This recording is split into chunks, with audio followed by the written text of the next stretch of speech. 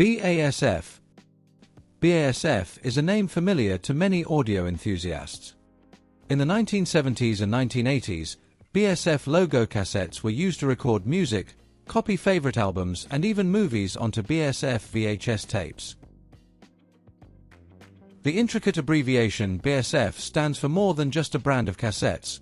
Not many people know this, but BASF is a huge German chemical company with more than 150 years of history. BASF, which stands for Baden Aniline and Soda Factory, was founded by entrepreneur Friedrich Engelhorn on the 6th of April 1865 in the German city of Mannheim. Starting with the production of aniline dyes and soda, the young company quickly took the lead. There were simply no competitors. Its main plant in Ludwigshafen had become the largest chemical production facility in the world. BASF products were sold in countries all over the world. In 1877, the company even opened its first foreign branch, a factory in Buturki near Moscow. At that time, it was a small village. The factory was later nationalized and worked for the Soviet government.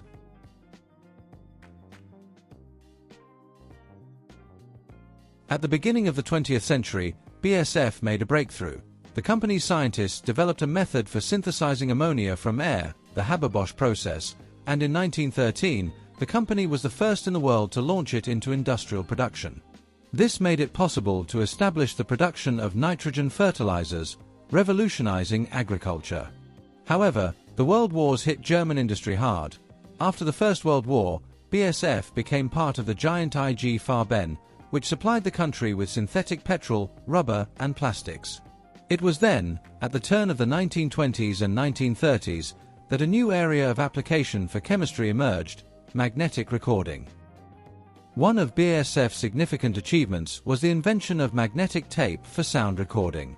In 1932, an AEG engineer, together with specialists from IG Farben, which included BASF, began work on the first tape recorder.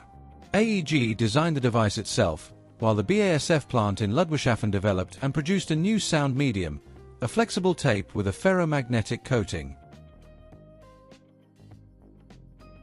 As early as 1934, BASF supplied AEG with the first 50,000 meters of magnetic tape, and in 1935, a sensational device was demonstrated at the Berlin Radio Exhibition, the magnetophone tape recorder with BASF tape. This innovation marked the beginning of the era of magnetic recording, which shaped the development of audio and video technology for decades. After the Second World War, IG Farben was dissolved by the Allies, and in 1952 BASF was reborn as an independent company. In the post-war years, the company quickly gained momentum, entering new areas of chemistry, from paints and coatings to pharmaceuticals.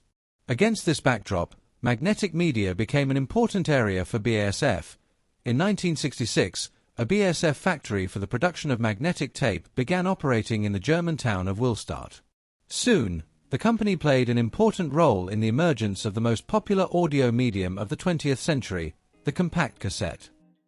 The compact cassette format, invented by Dutch company Philips in 1963, quickly conquered the world as an affordable audio medium.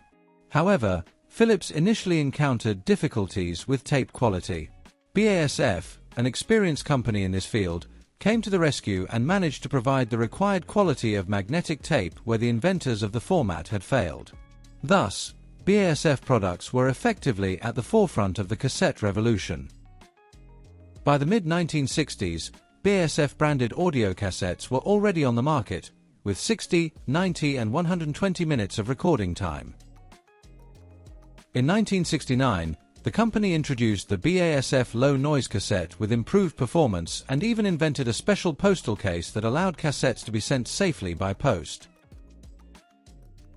In 1970, BASF began selling cassettes in Japan, the home of many of its competitors, which speaks to the high quality of its products.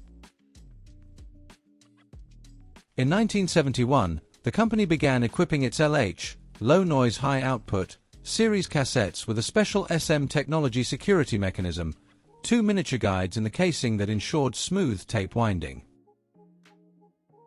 In the same year, BASF was one of the first to master the production of Type II cassettes with chrome dioxide-based film. This required paying license fees to DuPont, which owned the patent, but BASF was willing to invest in quality. BASF's Type II tapes did indeed contain pure chromium dioxide, while many competitors later switched to cheaper ferrocobalt compounds that imitated chromium. This innovation made BASF one of the industry benchmarks. Tape recorder manufacturers calibrated their equipment using its tapes. In the mid-1970s, BASF also produced Type III ferrochrome cassettes, an intermediate format combining the properties of iron and chrome tapes. To do this, the company had previously acquired a license from Sony. However, the era of the third type was short-lived. Soon, Type IV metal cassettes appeared, using metal tape, which offered the same high sound quality at a lower cost. Naturally, BASF did not stand aside. At the turn of the 1970s and 1980s, it launched its own fourth type metal cassettes. Thus, by the early 1980s, BASF offered a full range of cassettes, from budget ferromagnetic to premium chrome and metal film, satisfying the demand of both mass consumers and audiophiles. It is worth noting that the production of magnetic media became not just a side business for BASF, but a significant part of its revenue. In the 1980s, the company further strengthened its position in the media market. Its Chrome Maxima 2, Metal Maxima 4, Reference Master and other series of cassettes were in demand all over the world. In addition to audio cassettes, BASF expanded its range of magnetic media in other areas as well. Since the 1950s, the company had been producing reel-to-reel tape for studios and home tape recorders.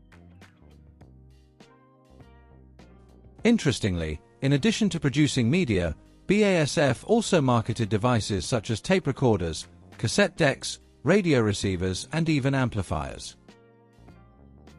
However, it is important to understand that these were not the company's own designs, but OEM equipment manufactured by other companies, such as Schneider, ITT, Thomson, and even AWA.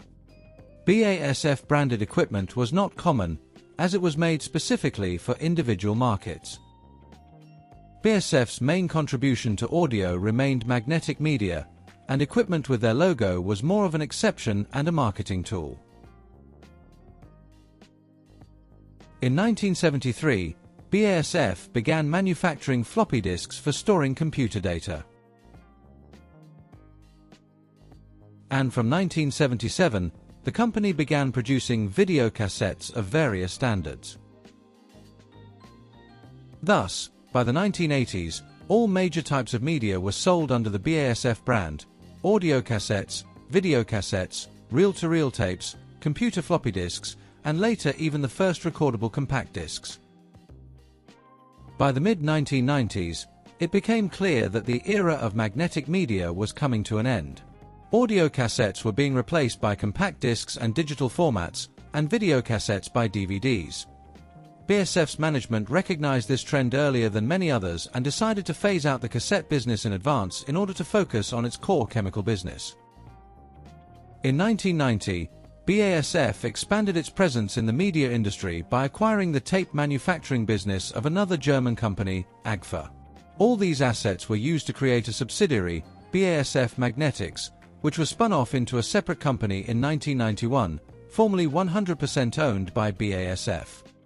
This was in preparation for a sale. The concern was looking for a specialized investor to whom it could transfer its magnetic tape production. At the end of 1996, a buyer was found, the South Korean company Kohap, which specialized in polyester film for magnetic tape. The deal took effect on the 1st of January 1997. The BASF Magnetics division, together with the famous factory in Ludwigshafen, passed to the new owner, and the company's name was changed to MTech Magnetics. During the transition period, products continued to be manufactured under a dual brand for some time, with BASF by MTech printed on the cassettes to emphasize continuity. However, the BASF brand finally disappeared from store shelves in the early 2000s. The new company Emtek inherited BASF's entire cassette business and attempted to maintain its position in the media market. Between 1998 and 2002, all BASF cassette models, Ferro Extra, Chrome Extra, Metal, and others, were rebranded under the Emtek label. However, the overall situation was beyond repair, as demand was rapidly declining. Emtek continued to manufacture audio cassettes until 2005, after which production was discontinued. Some of the magnetic tape equipment was purchased by enthusiasts. For example, RMGI began producing studio tapes on machines from Ludwigshafen. Emtek itself switched to digital media, optical discs, flash drives, and still exists today as a brand within the French Dexon Group. But that's a whole other story. For BASF, the sale of its cassette division meant the end of a glorious era and a return to its core chemical roots. Having divested itself of its audio and video businesses, BASF did not disappear. On the contrary, the company is thriving in its original field. Today, BASF is the world's largest chemical company, operating in dozens of countries and producing tens of thousands of products. BASF's business ranges from basic chemicals, acids, solvents, gases, and plastics to high-tech materials, pharmaceutical ingredients, agricultural pesticides, and even oil and gas production. As of 2022, the company employed over 111,000 people and had sales of more than 87 billion euros. Its headquarters are still located in Ludwigshafen, where the first magnetic tape was once born. In other words, BASF did not disappear or go bankrupt like many brands of the past, but simply returned to what it does best: science and chemical production. BASF's cassette business, which lasted for about 30 years and gave the world many innovations, including magnetic tape itself, has become part of history. Well, now you have an idea of what happened to BASF. I hope you found it interesting. As always, please like, subscribe, leave an interesting comment, and if you want, you can support the channel financially by clicking the thank you button or signing up for membership.